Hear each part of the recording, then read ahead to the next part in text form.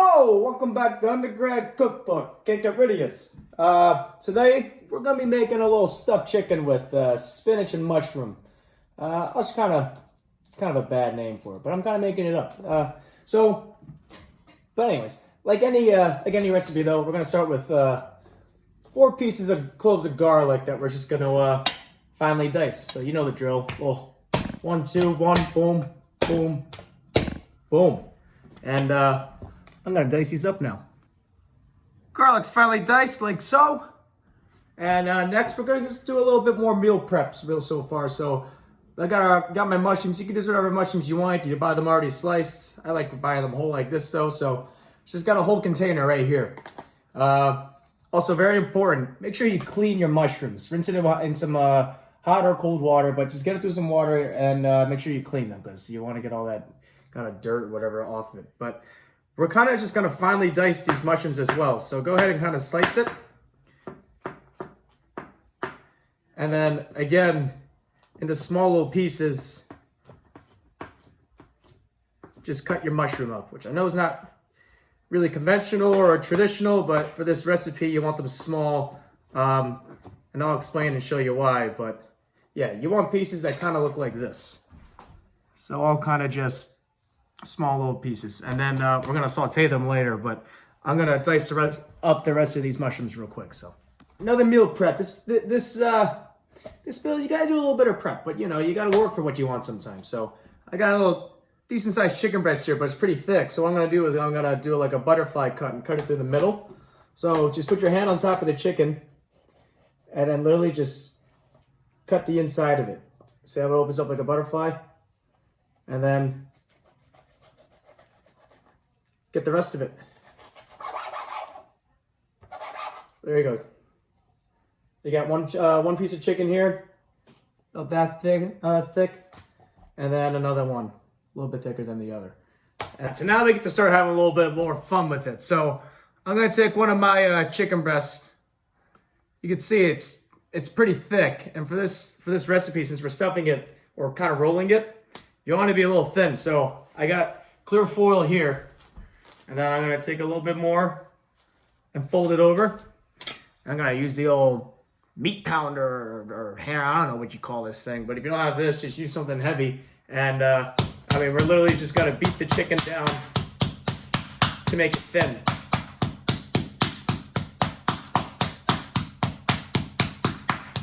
So that way when we roll it, it'll be easier to roll, easier to cook the chicken. And it just makes the recipe work. So you can see after doing it how much thinner it is now. It's a lot more thin, and that way you'll be able to kind of roll it up. So I'm gonna do that to the rest of the chicken now. And there's all that chicken. All right. Now that chicken's all done and everything's pretty much prepped, I got myself a nice little heated pan here. Put some olive oil in. And then we're going to take some of our diced garlic, 4 cloves. I'm only going to use half, so about 2 cloves worth. And then I got some baby spinach. So I got this whole container of baby spinach. I'll let you know how much exactly it is. And I'm going to throw all of it in. I know that seems like a lot, but when you saute spinach and cook it down, it's not as much as you'll think it is. So I'm just gonna take it all, put the whole container in. You can put the heat on a high, and then you want to cover it up, almost suffocate it. So I'm gonna just take another pot. That's the best bet I got for this, and just keep it covered for like 2 minutes or so. Check on it, and then we're gonna stir it up, and then I'll show you the next step. All right, it's been 2 minutes. It's starting to get there. You can see how it's already kind of starting to come down. This is what it kind of looks like. So I think another 2 minutes with it covered again. Maybe not even. Will be good to kind of empty it out. All right, so spinach is pretty much done. And by the way, with the garlic, it smells really good. But anyway, I'm gonna pour it into a drainer because I kind of want the water to come off of it.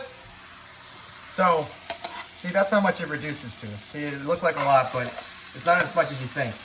But we're just gonna take all of it and just put it right into this drainer right here. We got rid of some of our spinach, and we're just gonna add half as much. I mean, just like the smallest amount, like a dime's worth of, nickel's worth of olive oil. And this is where the mushrooms come into play. So here's all our diced mushrooms that I cut up earlier. I'm just gonna dump that in now. And we're really not doing anything here other than just trying to get the water out of the mushrooms. So we're not trying to kill these things and cook the crap out of them. We're just, again, getting the water out of it and kind of, sauteing it, similar to what we did with the spinach. Sorry, almost forgot to show you. Because salt is like a dehydrator, like how you get rid of ice with snow, you do the same thing with food as well. So for this, to get some of the water out with the mushrooms, I'm just going to add just a little bit of salt. And mix that in a bit. Good.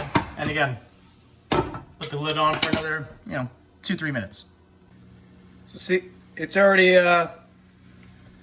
coming down in size, again, similar to the spinach. So this has been covered for about 2 minutes, but you can already see all the water kind of coming out again. So it's looking good. We're going to do this for another couple of minutes or so, and then we'll add it to the spinach. Okay, it's been another 2 minutes. You can see a lot of the water is already kind of coming out. You can't even see it, I guess. Right here, you can see a lot of the water is coming out here. So I'm going to mix it back in with the spinach and put it through the drainer and get as much water out as possible. All right. I put it in a big bowl now. So that's all my spinach and mushrooms right there. And now we're gonna kind of create our mixture or our filling for our stuffing. So got some Parmesan Reggiano. Kind of see it. It's just like little Parmesan flakes. Pretty good. Gonna add a little bit of that. Not too much.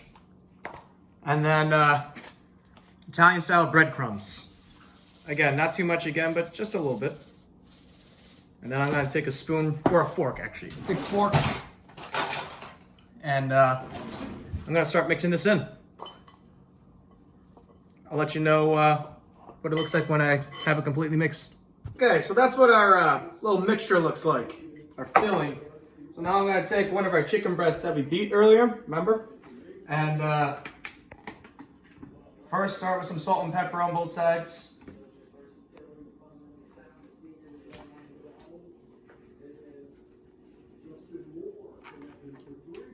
Again, both sides, real quick. And then we're going to take our mixture. I'll grab a spoon real quick. Grab some of our mixture here. And just lay it right in the middle of it.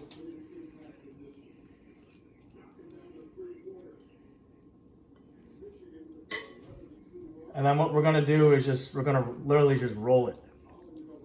Like so.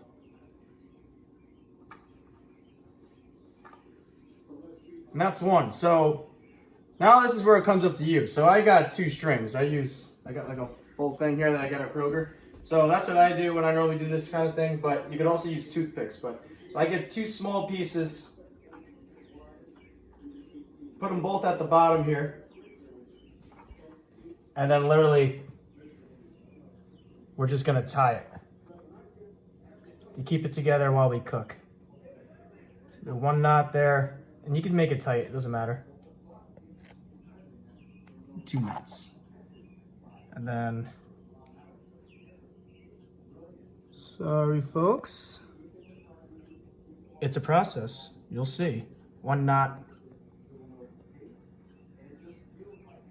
2 knot. And that's how you make your little stuffed chicken. So we're going to do that to the rest of these cutlets until we're out of filling and chicken. So chicken's all tied up and whatnot. So now I just got all-purpose flour here. I'm just going to take your chicken and just roll it like that. Take some of the excess off and just put it on your other tray. It's easier to do this in a pan because you could just roll it like this, obviously. Shake it up a little bit after 1 or 2. And just do that to all of them. And then I'll show you what we're doing next. All right, so they all got flour on. Let's put in not much olive oil. We're not like deep frying it or nothing. You just want enough so it doesn't stick to the pan. We're not going crazy. And then just take your chicken and just throw it on. And we're just looking to brown the outside of all the chicken. We're not it's not going to be cooked all the way through because we're going to put it in the oven after this. So don't overcrowd them. So I'll leave these 2 extra, and I'll show you what they look like after they're cooked. Just rotated them, make sure they're brown. So when it looks like that, just keep rotating them and get them brown like that on all sides. So that's what the chicken looks like. I got my oven set at 375 now. So we're gonna cook up a little sauce. So cut a lemon in half. Remember our other half of the garlic. Put a little more oil. That's fine. Dump your garlic in and get it nice little golden brown, kind of like our Sunday sauce would be good. And I'll show you what we do next. Okay, garlic's nice and golden. Grab some white wine. Go ahead and dump it in. Half a cup, more or less. Let that reduce a little bit for like 30 seconds maybe. And just get some of that crustings again from the chicken. Nice. And then got some chicken stock. I go unsalted because I like to kind of control how much salt you put in it and it doesn't get too salty. And just pour in about double what you did with the wine. So with that much, you could put your flame on a high. Start get this back up to a boil, and just kind of keep stirring it as it goes. So it's been going for 2 minutes or so. It's been at a boil, so take half your lemon. Just go ahead and squeeze it in. Just do half a lemon to start, because you could always add more. You can't take any out. So add that in. Give it a quick stir, and then give it a taste.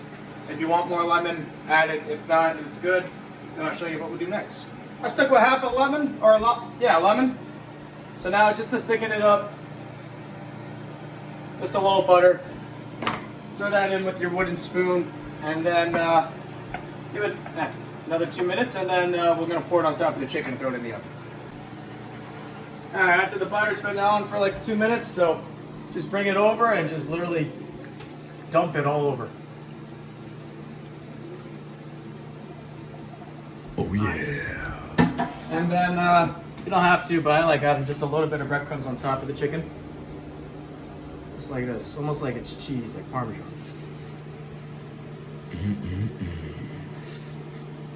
Taste those cravey chickens. Alright, then after that, again, oven at 375, cook it for 15 to 20 minutes. Pretty much until your chicken's done, and then you like the breadcrumbs on top to whatever that you want. So, kept it there for about 20, maybe 25 minutes or so, and put the broiler on, but that's what the finished product looks like, so we're gonna plate it up. Alright, that's the plate. I'm doing rice with it. You could also do pasta, and then, you didn't make the sauce for nothing, so go ahead and just pour a little bit more over top. Don't forget too, if you use toothpicks or string, take them out before you eat it, but I'll show you what the inside looks real quick. So everyone can see.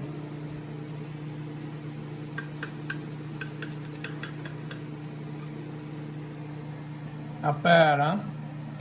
Alright, well, that's gonna be this meal, so let's all remember to give cooking the college try, huh?